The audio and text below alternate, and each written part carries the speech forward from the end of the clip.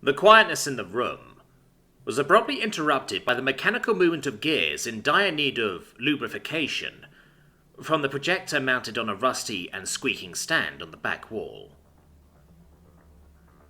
The images projected on the white canvas did not help much in lighting up the dark room, as all one could see were the recordings of a security camera framing a long, lightless corridor. Many eyes were staring at the silent show, as the only thing moving was the clock on the bottom of the projection. About 30 seconds after the start of the video, faint voices joined the background noises. The piercing and terrified cries that once echoed through the facility now rang fiercer, stronger, and louder in the briefing room. As the screens were getting closer to the camera, one could see, for a split second, a couple of silhouettes running frantically in the upper corner. Pure white coats waving in the non-existent wind were in stark contrast to the dark colour palette of the scene. Just as the two unnamed scientists ran further than the recording device could follow, a dark mass entered the screen. The video was interrupted by a loud clanking noise, as the commander struggled to press the rusty button of the projector. As the officer slowly walked to the small podium up front, dim lights turned on, as low chatters and murmurs saturated the air. "This, ladies and gentlemen, is what we are against," said the old fox, as his men liked to address him, pointing with a wooden stick at the nearly indistinguishable blob of pixels. "I will be blunt with you. It might end badly for us," continued the grey-haired officer, while inhaling from the smoking white stick, the third of the hour. "I'm sure you all read the briefings, but I'll sum it up for those who just woke up. The situation is pretty bad." At a wave of his hand, the assistant carefully removed the film from the still spinning cogs of the projector, and inserted a slide into the machine. Many squinted their eyes as a bright wall of text replaced the dark scene of nightmares. After waiting for everyone to settle down and adjust their irises, the captain thrusted his trusty stick into the fabric square hanging from the ceiling. "Our lab rats did it again. They pulled out yet another monster from the depths of hell, but this time it's far worse. It all started 3 months ago. Subject H666A was extracted successfully from the rift in a dormant state." With a second gesture, the captain signalled his adjutant to show the following image. Many had a nervous and unexplainable shiver as the uncensured body of that creature came into full view. "This is our problem. Our problem is so big that it can easily be an existential threat, and I'm being serious about it. Acting on past experiences, our scientists placed the subject into a maximum security cell, as they always do, until an appropriate appraisal and classification can be assigned." As the officer stopped speaking, a new video recording briefly blinded the unprepared eyes staring at the void. A white and bright room took the scene, where the creature was standing still in the middle. "Subject H6 acted very tamely once it woke up. It displayed curiousness and interest in its surroundings, but did not act in any way that could be categorized as violent by the standards observed in other subjects. While we confirm the presence of vocal organs inside its body, we have seldomly recorded any sounds or calls." While the old fox continued explaining the rough physiology of the creature, documents and research files were being handed down to the audience. After a quick look at them, a young officer turned to her side to ask her more senior colleague, "Old man, what do you think?" As he was still staring at the papers in his wrinkly hands, the old veteran let out a grey puff of smoke, while carefully studying the object of their next hunt. "I don't like this. I don't like any of this." Spoke softly, still not distorting his gaze from the documents. It was not a good sign. Having known him for a long time, way before the man started wearing the badge, the younger officer stood in silent contempt, afraid to speak her mind. The veteran of dozens of battles, and survivor of hundreds of expeditions, never expressed any concern or worry about any mission. General observation about the subject, the captain continued, while lighting up another white stick. The subject is highly dangerous and capable. H6 is around the height of... The commander paused, and turned around to face the photo of the monster they had the unfortunate task of taking down. After silently staring at it for long seconds, he looked again at the police officer seated before him in the smoky darkness. You know what? Fuck that. I'm not reading all the useless shit you can look up yourself. I will go straight to the important part. Another video recording started playing. The creature was calm and silent, surrounded by white lab coats and security staff, as they were performing tests and measurements. The subject has been under observation for a little over 2 months. During the initial behavior and fitness assessments, H6 was highly collaborative and quiet. It let us do almost everything we needed to, only showing resistance during the most painful and most invasive procedures. His pain resistance is remarkably high, and his body density shocked our scientists with more questions than answers. Unfortunately, we could not properly survey all its biological features due to recent events. For the sake of brevity, I will only tell you what you need to know. Our prey is extremely intelligent, and I'm not saying this just because you are all idiots, said the captain jokingly, lightening up the mood just enough to catch a breather. In all seriousness, its brain-to-size ratio is 30% higher than ours. It has a nervous system many times more complex, and we suspect that the computational power is at least 3 times greater. Do you know what that means? As no one dared to utter a word, a bit disappointed, the captain let out a disgruntled scowl and continued speaking. This beast behaves completely differently from us.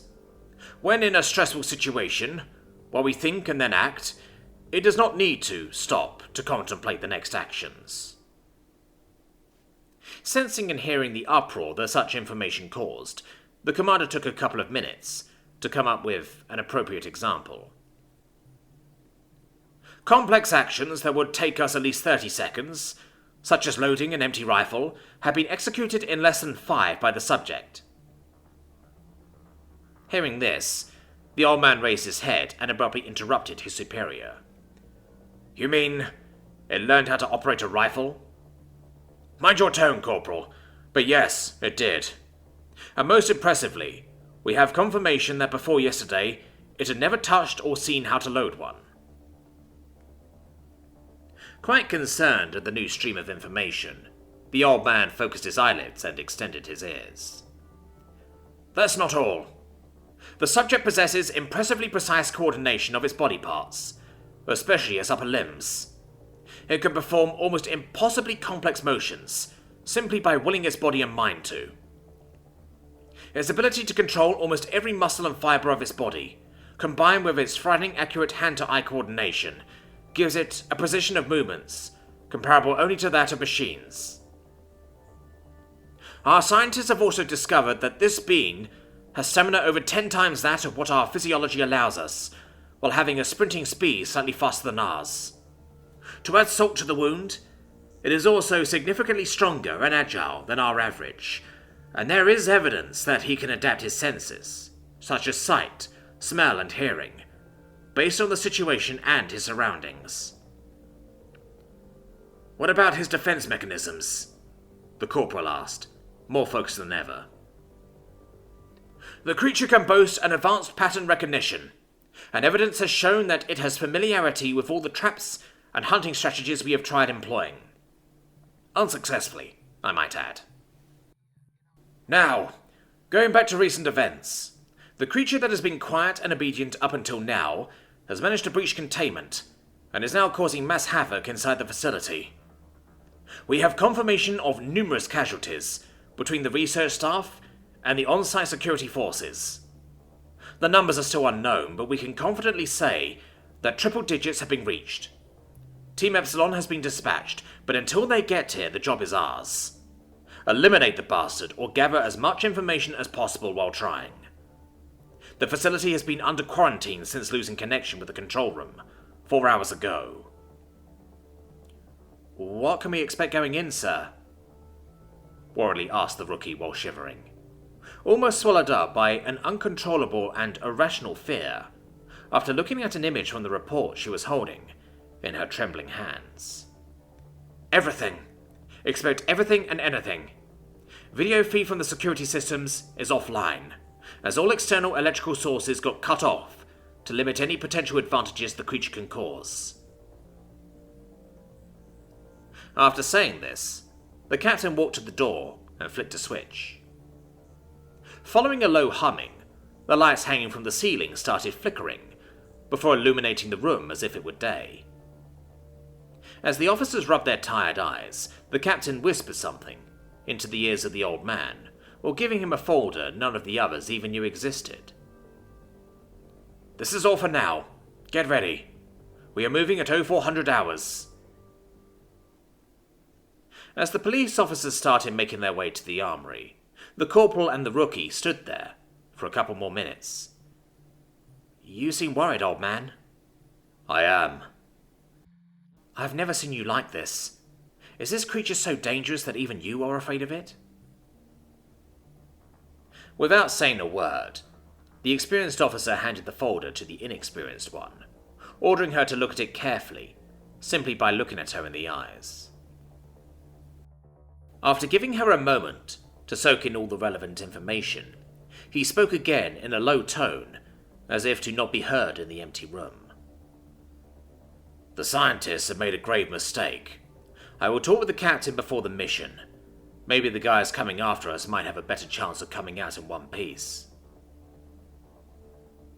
Understanding the implications behind his words, all the young officer could do was stare at the blank wall in front of her.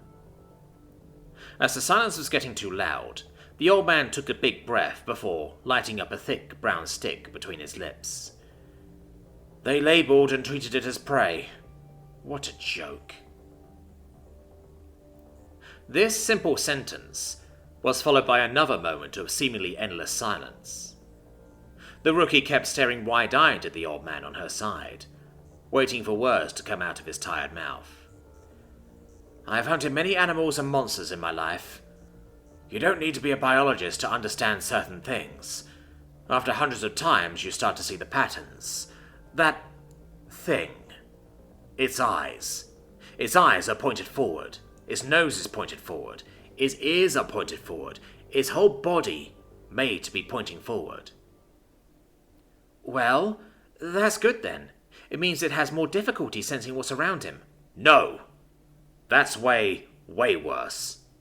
What kind of prey does not concern itself with its surroundings? What kind of prey only cares about what is in front of it? Only a predator does. Yes. Only something that searches, only something that chases, only something that hunts would have such distinctive traits. Looking straight in its eyes, you can see the killing machine that nature has engineered. And they even say it's very clever. That's the worst part. The scientists had mistakenly assumed that it's a solitary creature, since it barely let out a sound. But it's obvious that during the experiments, it wasn't simply letting them do it out of fear or curiosity. We were the ones that were under observation. It was studying our movements, our interactions, and our way of communicating, gauging our strengths and weaknesses. For months we moved it left and right around the facility, for tests and whatnot. It must have been observing, memorizing the structure and layouts. And he can even predict our traps. Predict? No. Have you seen the video recordings? That thing is too smart for that. I'm sure of it. It knows these traps. It is familiar with our hunting strategies because it is a hunter itself. Genes passed down from generation to generation have wired their brains to recognize our amateurish attempts to capture them. And by God, the most outrageous statement is that it's supposed to be a lonely creature. How can you tell it is not? We barely interacted with it. Look at pages 6, 8, and 15. Look at all the facial muscles. Look at the extreme range of motion of his arms, hands, and fingers. And look at the complexity of his upper respiratory system. That thing is a social beast. That thing can assume a wider range of facial expressions than any creature in this world can even imagine. Use its hands to shape objects and words, and probably produce sounds of such wide variety that it would shame the most complex of our dialects. If that thing knew how to handle a rifle it had never seen or touched, do you think it can figure out how to open the rift? It is much more intelligent and dangerous than the White Coats thought. It can certainly read our simple emotions, understand our brutish writings, and interpret our primitive language. No. That motherfucker can speak. And our only hope is that it won't phone home.